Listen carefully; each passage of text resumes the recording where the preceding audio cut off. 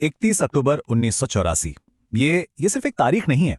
ये भारतीय इतिहास का वो दिन है जिसने देश की राजनीति की दिशा ही हमेशा के लिए बदल दी। तो चलिए आज हम उस दिन की कहानी को एक बार फिर से देखते हैं। उस दिन को जब भारत ने अपनी पहली और एकमात्र महिला प्रधानमंत्री को खो दिया था। अपनी हत्या से ठीक एक दिन पहले भुवनेश्वर में इंदिरा गांधी ने ये शब्द कहे थे। और आज जब हम पीछे मुड़कर देखते हैं तो ये शब्द किसी भविष्यवाणी की तरह लगते हैं, है ना? इन्हीं शब्दों की छाया में 31 अक्टूबर की वो सुबह और भी ज्यादा भारी लगने लगती है। तो 31 अक्टूबर 1984 की सुबह, दिल्ली का प्रधानमंत्री आवास। दिन की शुरुआत बिल्कुल वैसी ही हुई जैसे हर रोज होती थी। सब कुछ एकदम नॉर्मल। पर किसी को क्या पता था कि पर्दे के पीछे इतिहास एक बहुत ही भयानक मोड़ लेने की तैयारी कर रहा था। उस दिन का पूरा शेड्यूल तय था। सुबह 9:30 बजे मशहूर ब्रिटिश एक्टर पीटर उस्तिनोव के साथ उनका एक टीवी इंटरव्यू होना था और इसके लिए उन्हें बस सफदरजंग रोड वाले अपने घर से पैदल चलकर अकबर रोड पर बने अपने ऑफिस तक जाना था। बस इतनी सी दूरी। और यहीं पर उन्होंने एक फैसला लिया, एक ऐसा फैसला जिसने शायद सब कुछ बदल दिया। उन्होंने अपनी बुलेट प्रूफ जैकेट नहीं पहनी।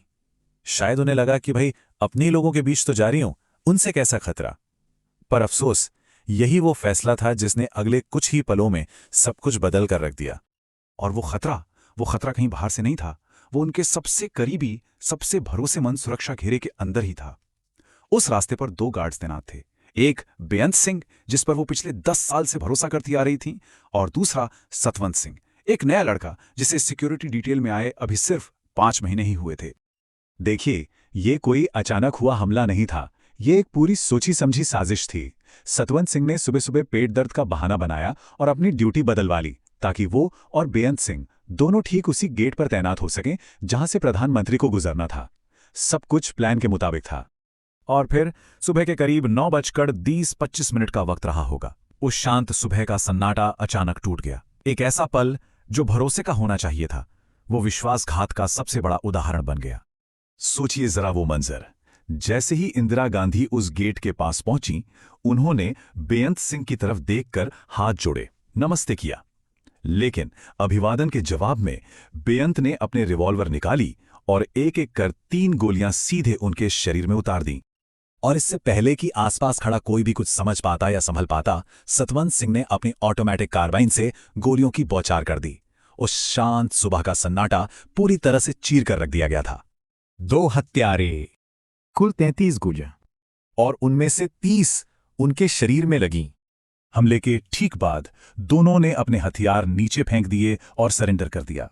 कहते हैं बेअंत सिंह ने बिना किसी पछतावे के कहा, हमें जो करना था हमने कर दिया, अब तुम्हें जो करना है कर लो। अब सवाल यह है कि आखिर यह सब क्यों हुआ? इस हत्या का मकसद था बदला। कुछ ही महीने पहले हुए ऑपरेशन ब्लू स्टार का बदला। अमृतसर के स्वर्ण मंदिर में जो सैन्य कार्रवाई हुई थी, उसने सिख समुदाय में बहुत गहरे जख्म छोड़े थे और उसी गुस्से की आग ने इस विश्वासघात को जन्म दिया था। गोलियों की आवाज थमने के बाद वहां का मंजर पूरी तरह से अराजक था, कियोटिक था। अब हर एक पल कीमती था। उन्हें बचाने के लिए समय के खिलाफ एक हताश दौड़ शुरू हो चुकी थी। लेकिन अफसोस, इस दौड़ में हर कदम पर चूक हो रही थी। प्रधानमंत्री की अपनी एम्बुलेंस का ड्राइवर वो ही ड्यूटी पर नहीं था। उन्हें एक सफेद एम्बेसडर कार में अस्पताल ले जाया गया। सोनिया गांधी नंगे पांव दौड़कर आईं और उनका सिर अपनी गोद में लेकर बैठीं। और बदकिस्मती की हद देखिए कि अस्पताल के इमरजेंसी गेट पर कोई स्ट्रेचर तक मौजूद नहीं था। वो सुबह 9:31 पर एम्स पहुंचे, लेकिन सिर्फ गेट से अंदर जाने और उन्हें कार से निकालने में ही 3 कीमती मिनट बर्बाद हो गए। अब एम्स के अंदर भारत के बेहतरीन डॉक्टरों ने एक ऐसी लड़ाई शुरू की जिसे जीतना लगभग नामुमकिन था। यह उनके जीवन के लिए आखिरी संघर्ष था। लगभग 20 डॉक्टरों की एक टीम, 4 घंटे तक उन्हें बचाने की हर मुमकिन कोशिश की। 80 यूनिट्स खून चढ़ाया गया, लेकिन उनके शरीर को इतना ज्यादा नुकसान पहुंच चुका था कि डॉक्टरों के लिए भी अब कोई उम्मीद बनाए रखना बहुत मुश्किल था। और उस ऑपरेशन थिएटर के बाहर उनकी बहू सोनिया गांधी की गुहार गूंज रही थी। ये शब्द उस राष्ट्रीय त्रासदी के पीछे छिपे गहरे व्यक्तिगत दर्द को सामने ला रहे थे। जैसे जैसे समय बीत रहा था, ये बात साफ होती जा रही थी कि एक युग का अंत हो रहा है। और जब ये खबर बाहर आई तो उसने पूरे देश को हिला के रख दिया। दोपहर तक उनकी मृत्यु की आधिकारिक घोषणा कर दी गई और ये खबर फैलते ही दिल्ली की सड़कों पर दुख और गुस्सा सिख विरोधी दंगों की आग में बदल गया। इसके 3 दिन बाद 3 नवंबर को उनके बेटे राजीव गांधी ने उनका अंतिम संस्कार किया।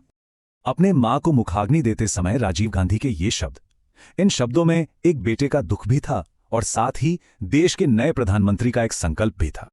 तो आखिर में सवाल यही बचता है, 31 अक्टूबर 1984 ये क्या था? सिर्फ एक प्रधानमंत्री की हत्या या फिर भारतीय राजनीति के एक नए और कहीं ज्यादा अशांत दौर की शुरुआत? ये एक ऐसा सवाल है जिसका जवाब शायद आज भी इतिहास के पन्नों में ढूंढा जा रहा है।